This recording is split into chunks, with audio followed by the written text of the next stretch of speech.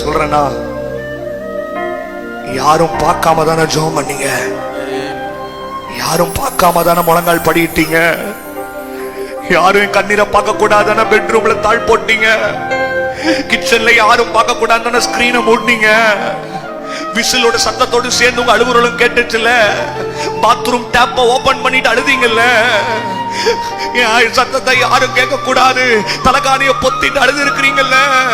வாசப்படியில் உங்க கணவனை அனுப்பி விட்டுட்டு மறுபடியும் திரும்பி தாழ் போட்டு வந்து அழுது இருக்கிறீங்கல்ல.